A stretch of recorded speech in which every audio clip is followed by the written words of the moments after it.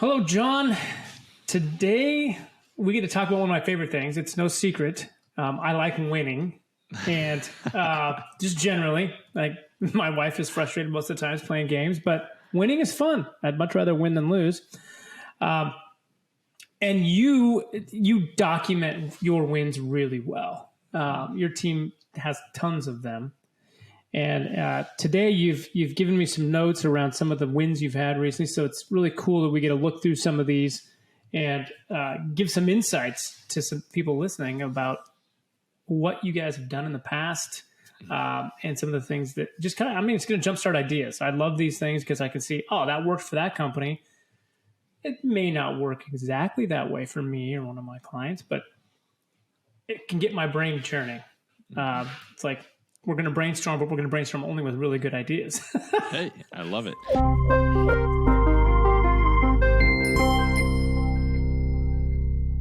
And I think that's really the goal of this, right? You know that I'm never one to say you should copy your competitors or a blanket statement that a test is going to work perfectly for you.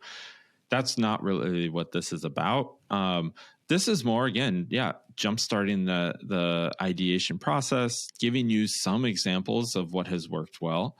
We do have a library of winning tests. So every single test that we ever run, we store in a database that we've formed, and we maintain all of the mockups, designs, the results, everything goes in there. So we've got this massive database from over a decade plus of running tests that we're able to sort and see, hey, what are the common themes across tests that typically work? Or, we have a new client and they're having a challenge. We're able to search our database for that challenge and see, what has worked in the past that maybe create some ideas for what we could look at here.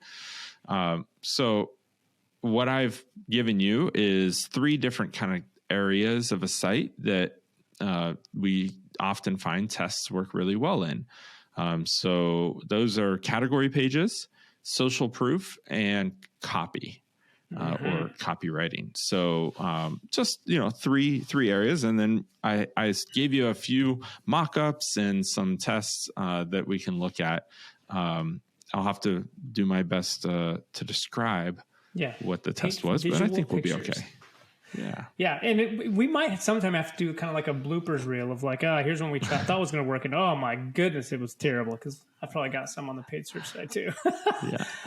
But one of my favorite, I don't know, recently I've just been on this tear on category pages because there's so much value from an SEO standpoint that it's coming up constantly for me.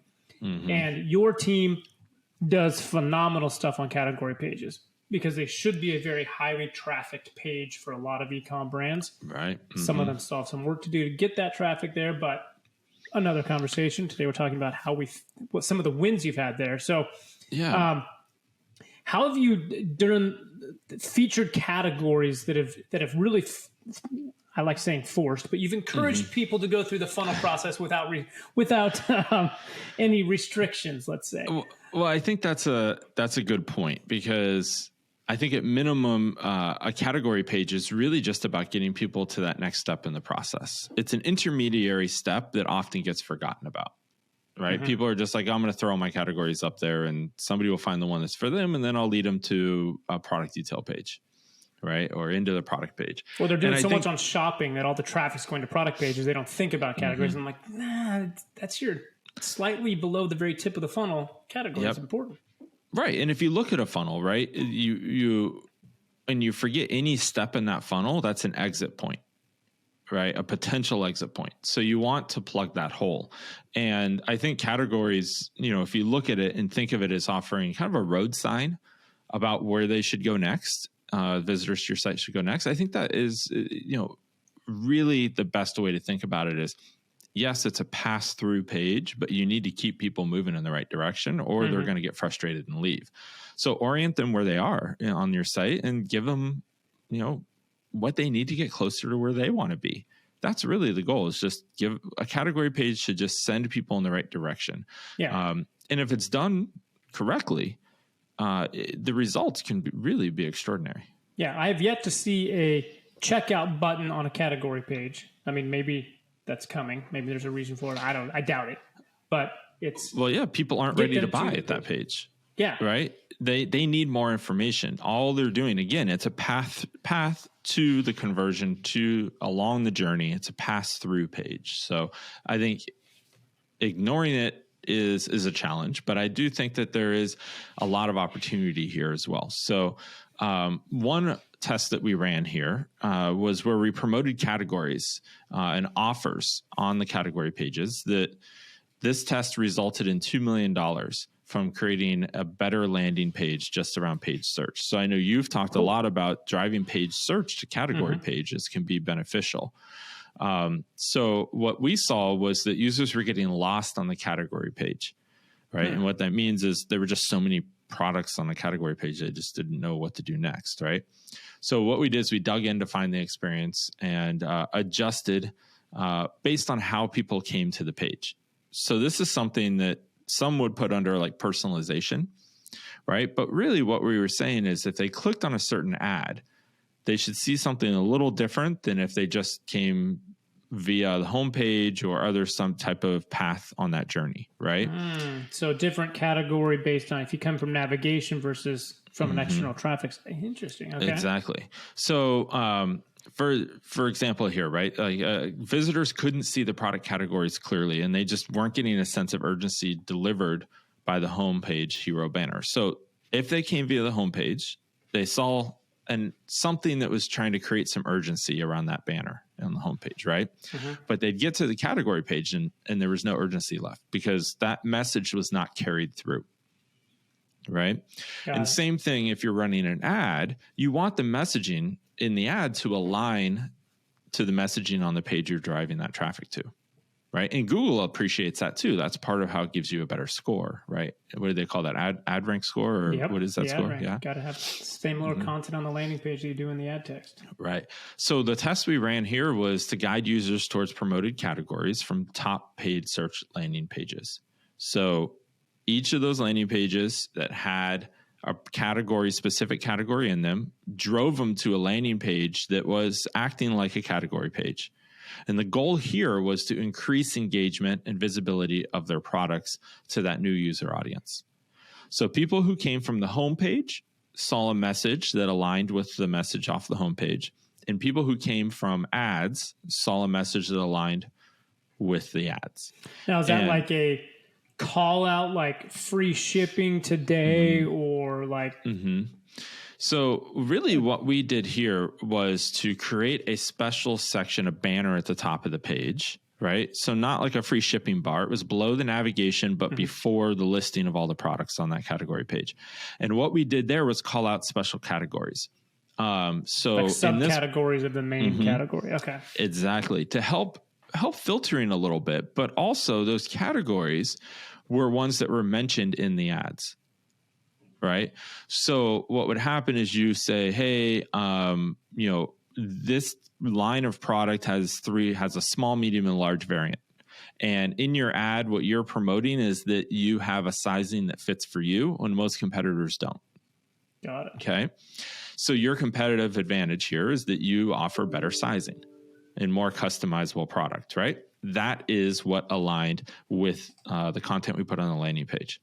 And so doing this, not only did it produce a lift in transactions, but the revenue impact came in at over $2 million.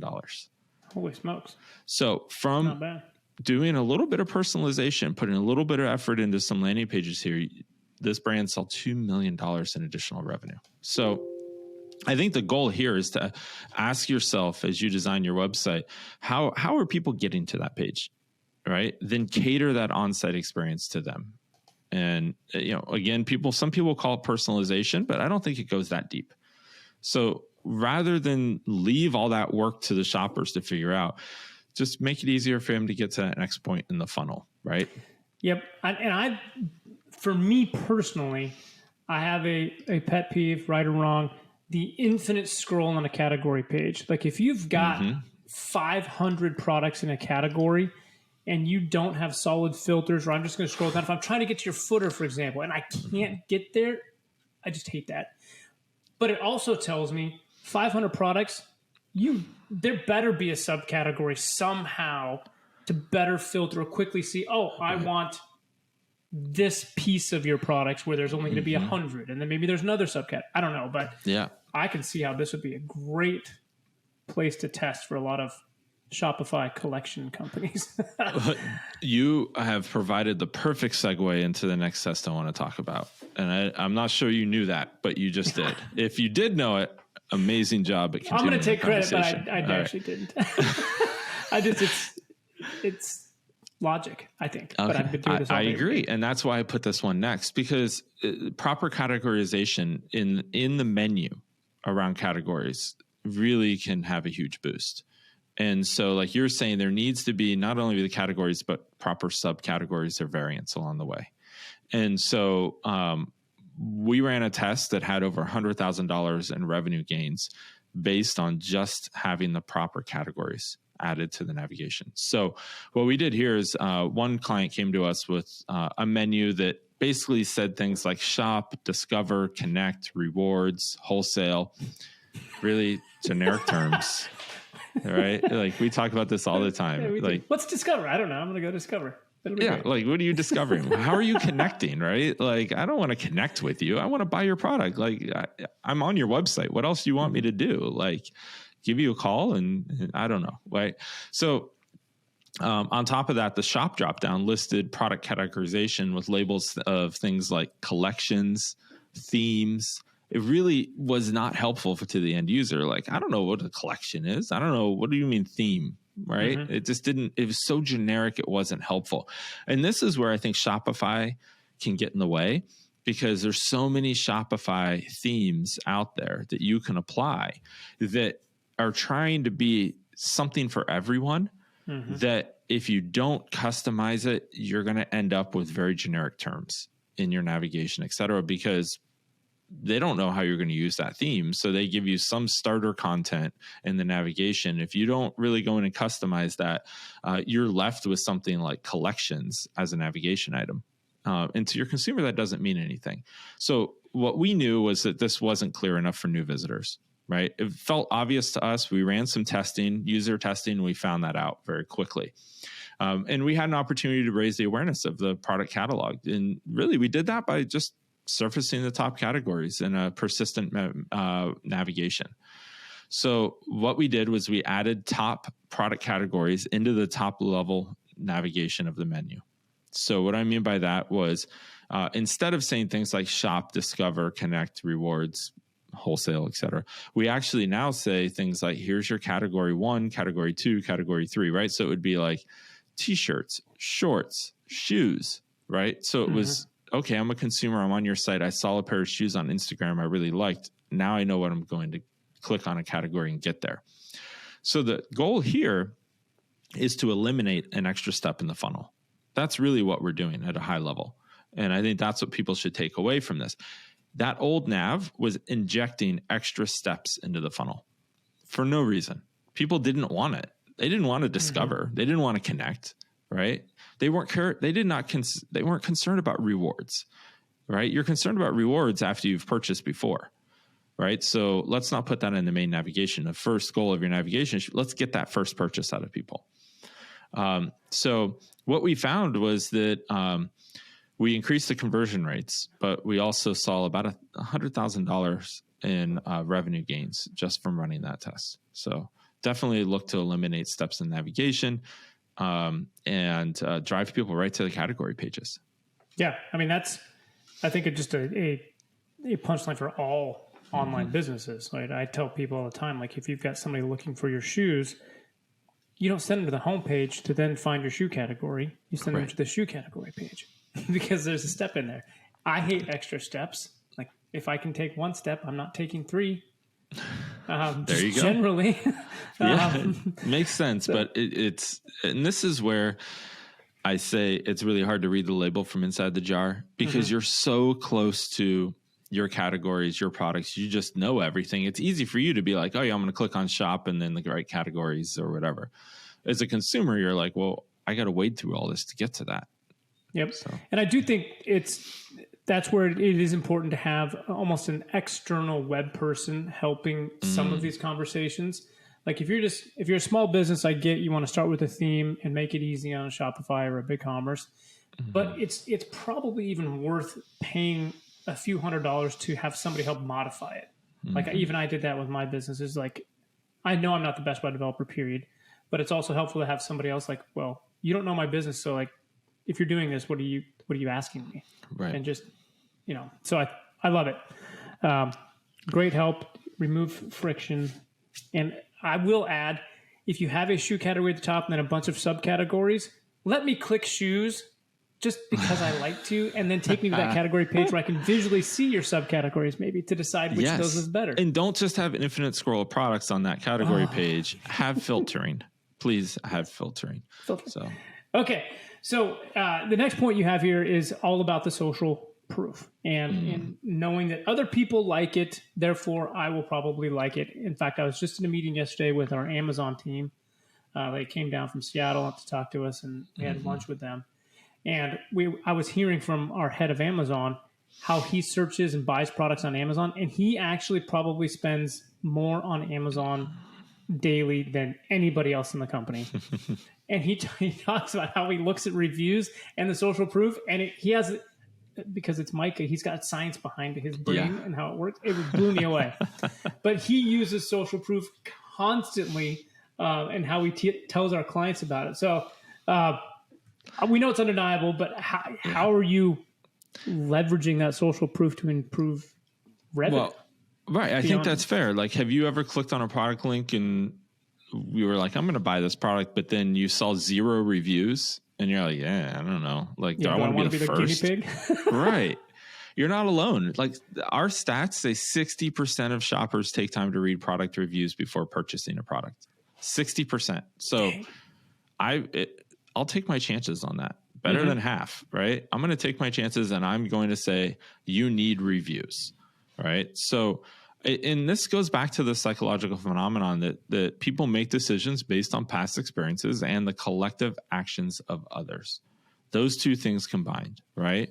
So you as a consumer know that your past experiences matter. So you inherently believe others' past experiences matter too.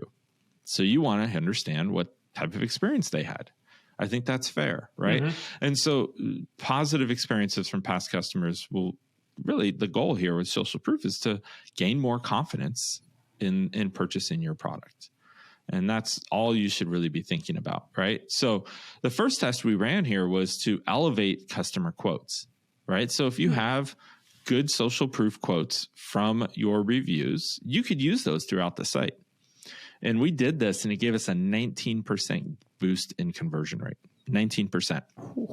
Now, I'm not saying we went from a 1% conversion rate to a 20% conversion rate. I'm saying this is a percentage gain in conversion rates. Yeah, 1 to 1.2. It's still, that's 20% more sales. That's right. That's great.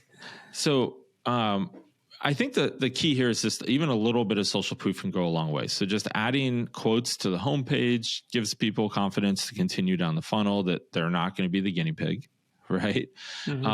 So one of the tests we did was that the goal was really to increase add to carts and transactions by just putting these quotes throughout the site.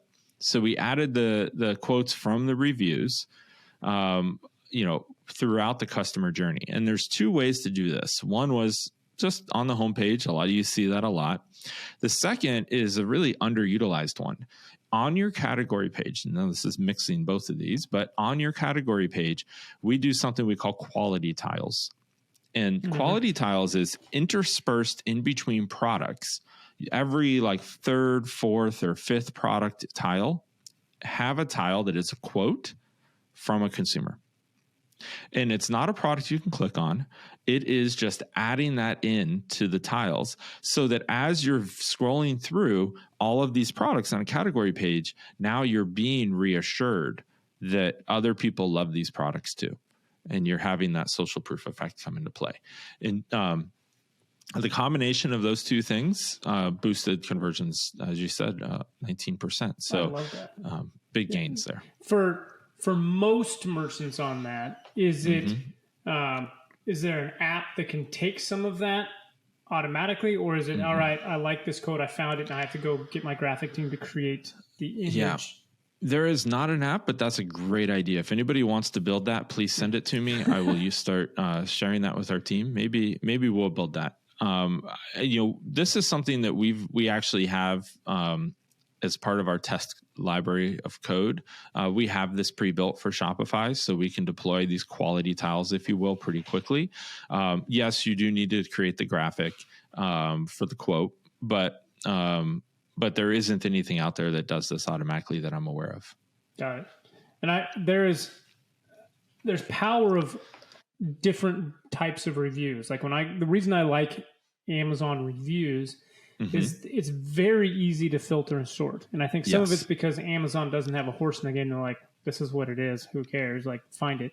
But as I was sitting here listening yesterday in these Amazon conversations, Micah's like, 100% of the time, I go to the 1-star reviews first because I want to see how recent they were and what were the problems. Because if it's a major problem that was constantly happening, I'm just going to go away and get another one. But it's like, if it was a dumb thing, it was like somebody in garbled English was like, don't like. I'm like, all right, so you obviously, are a competitor or somebody. But responding to those, as we've talked about before, like, 1-star reviews suck as a brand. But when you showed that you're making it right, I can't remember the study, but I think those are almost more valuable than just a 5-star review. I look at those. I encourage brands to look at 1-star reviews or negative reviews of any kind as an opportunity, not a detractor.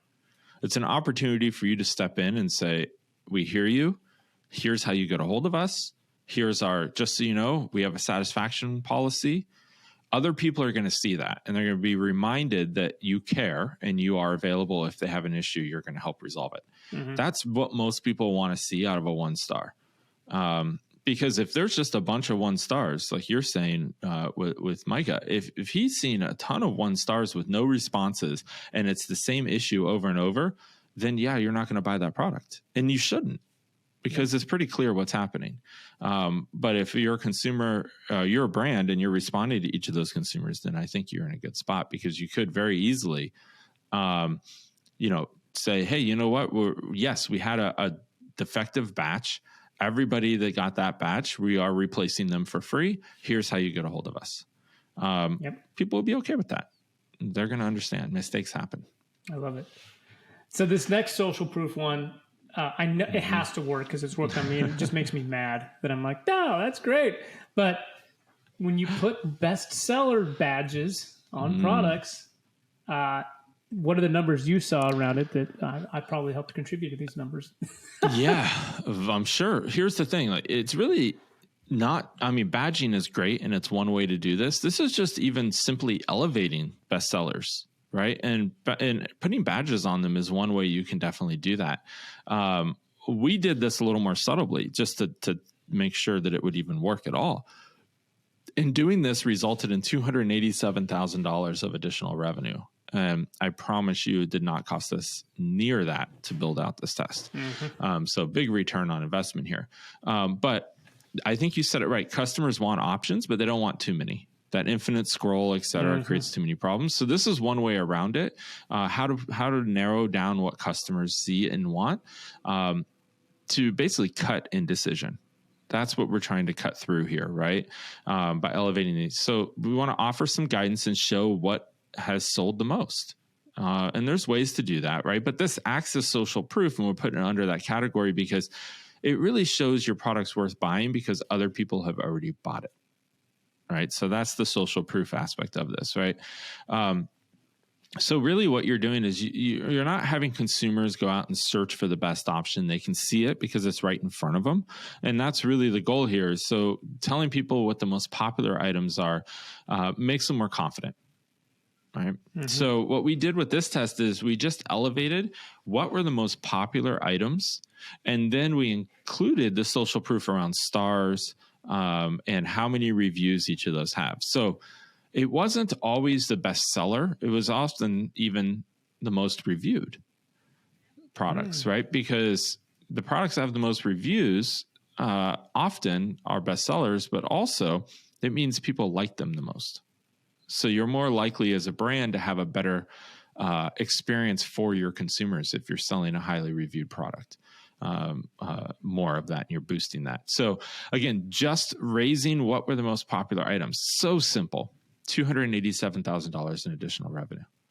Got it. So you just don't want the category page to bubble up anything, any product it feels like. You want to have some control there. And often it's like, all right, you're on the category for this. You can see all of my products, but I know you're going to want one of these three. So make sure those three are up at the top. Yeah. And, there's two sides to every coin, right? So it becomes a self-fulfilling prophecy in the sense that you're pushing the highest, best-selling product, highest selling product, and it's going to sell more because you're pushing that up front. Mm-hmm. So, you have to consider that as a brand. And that's part of why you should test this on your site. So, got it. I love it. Okay, so we've got social proof. So obviously making sure that you're getting reviews, number one, and then making sure people can easily find what they probably want or what you're trying to encourage. Mm-hmm. And then after we've already fixed the categories and fixed some of that navigation to help some of these phenomenal wins, we've already generated probably $10 million for these brands that are listening. But we've got another one that has to do with website copy. So what are you actually saying on the site that's going to have an impact for conversion? Because you should have content on your site, product descriptions, category descriptions, content everywhere. And so where are you showing your wins on website copy? Yeah. So I don't pay much attention to website copy. I just say have to have it. Well, here's the thing. You're not alone in that. Most consumers are just skimming content. I don't know about you, but I don't read 9/10 of the internet. I skim. Mm-hmm. I'm looking for what's important for me. And we've done so many eye tracking studies that back this up. You have a paragraph of copy. You can see the left side of the paragraph is bright red. A lot of eyes are happening there. By the time you get to the end of the paragraph on the right, you see that it's completely void of eyes. Mm-hmm. Everyone starts reading the sentence looking for that key point. And then by the end of it, they were like, yeah, there's nothing here for me. And they just move on. So they're skimming the content very, very quickly. So how do you play with that? How do you use that to your advantage? Well, what we did was twofold. We found one of our clients that they sold handcrafted, really quality goods. And what we found was that if we included the care instructions in there that were buried in copy before, but we raised those up into their own section higher up on the product detail page, we saw a 21% increase in conversion rate. What? How to take care of something? Yes. What? I would never have guessed that. But here's why. It really makes it clear that this is a specialty craft good, right? That it's something that needs some care, and that means it's more valuable typically, right? You're going to care for that Birkin handbag way more than you are for the one you bought it, I don't know, off the market. Yeah, whatever. Here's the thing, right? Is that before we did this, the value of the product just wasn't clear to people. Right. So how do we make sure that a value is communicated? By adding more of a story to it around care instructions. So we could really portray each item as something worthy of delicate handling. In turn, this increased the add to carts and purchases. So what we did is we added this copy around how to care for an item right below the product price and on the product detail page. And the idea behind this was elevating that content, clearly calling it out in its own section, would make it more valuable. And it did. It increased conversion rate by 21%. We saw way more cart ads, and it also even increased the average order value. So there was a ton of value here out of this test. And, I think this is a reminder that customers they won't automatically know that your product is quality. You got to tell them this and show them. So I think that this is something that it's a small tweak with copy that can have a big result. And that's really the end goal of why I'm telling you this. Not so that you go add care instructions to your page. Maybe it works, add it as a test, but really just saying there's such a small gain that could be done here in really just, small changes make a big difference. Yeah. When I think on this one, like know your product, know your audience. Like if I'm buying a t-shirt and you've got extensive care instructions for a $30 t-shirt, I'm like, yeah, I'm not going to do that. Yeah. Right. Nope. Next one. But if I'm spending $200 on a t-shirt and that's my market, I'm like, okay, I do want to know that there's some specific instructions. Like I've got to dry clean this because it's such a good, I don't know, whatever it happens to be. Right. That's really maybe cool. The print would come off, or it has some detailing to it or something, right? Yeah. Hand wash, right? Clothes that you have to hand wash, you typically feel like they're more valuable. Yep. I feel like they're more annoying personally, but yeah, exactly. We're on the same page there. In my washing machine, I'm sorry, it's not me. I'm not fancy enough. My wife may be on the other side of that. There you go. Exactly. Yeah. Okay, and then you have another one too about focusing on some benefits that led to astronomical numbers. $5 million in additional revenue. $5 million. Man, I'm gonna get my kids to learn how to write well. Yeah. Well, hey, I think that writing is it's an unsung hero of just. It's a life hack to be able to write well. But here's the thing: by adding this benefit-focused language to long shipping lead times. So what we're doing is we're taking a negative and trying to make it into a positive, change the sentiment around that. So we want to understand customers to understand what they're waiting for, right? Because normally you would see, oh, wow, 6 weeks, 9 weeks. Wow, that's I'm not waiting 9 weeks, and they move on, right? Yep.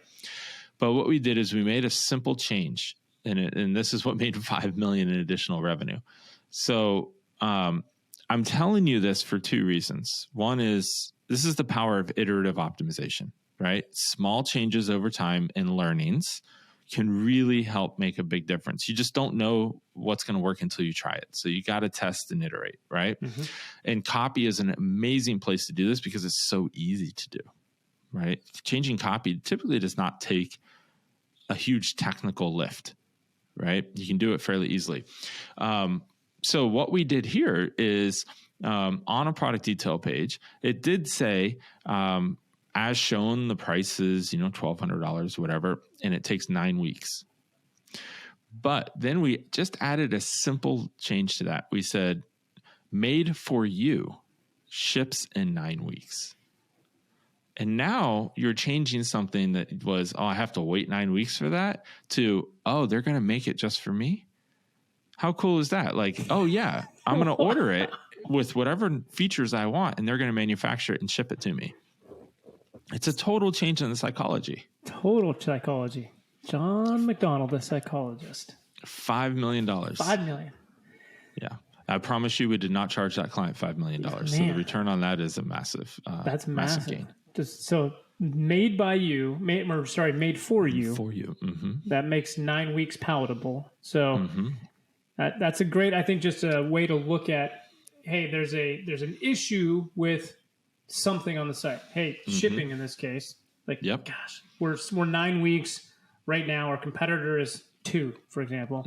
How do we make 9 weeks sound better or express the value of that better? I guess. Right. Just saying, exactly. Hey, you could say, hey, you know what? That if the 2 weeks is an off the shelf, you're going to get something that's in a box, and you're going to have to assemble it. You can go to IKEA today and buy a sofa.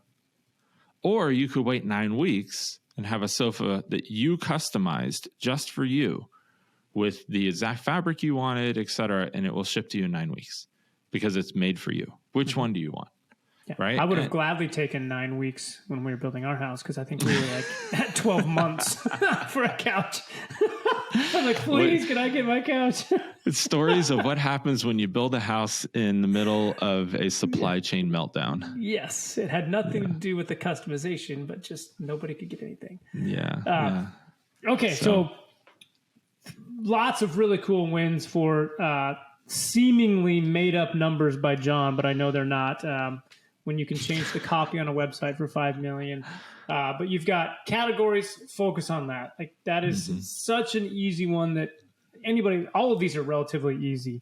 But changing the categories, changing your navigation, making sure that it's following some logic and you're removing some steps. within category. Get people to where they want quicker. Social proof. If you're not getting reviews, pause, go get a review company. You need reviews. But then helping people see the best sellers easily, like bubbling them up can be something to test on your site. And then your tiles quote, if you're an app maker, let's automate creating of tiles for those category pages. But it seems like an use easy tiles extension for a lot of other things too, which I like. Yes. Yes. But in terms of reviews, this seems like an easy add for any of the reviews platforms. None of them are doing this. So like add that in. You have the data. I mean, even my wife on Canva can make a review tile probably pretty easily. Like, hey, take this product, overlay the text of a review. It's not even have to be clickable. It's just going to take up space. It's going to be great. It's going to increase conversion and print millions of dollars, according to Jon. It's going to be great. Yeah, there you go. And then copy. Don't ignore copy and what you're calling out. You can take negatives and turn them into positives. You can just simply increase the value of your product by talking about it better and bubbling that up closer to the top on a product page. Yes. Awesome. Jon, you just made us all lots of money. Yes. Maybe not us. Well. Listeners. Yes. Here's the thing. I want to reiterate one thing before we sign off for the day, which is that we don't encourage brands to focus unhealthy amounts of energy at competitors and copying what they're doing.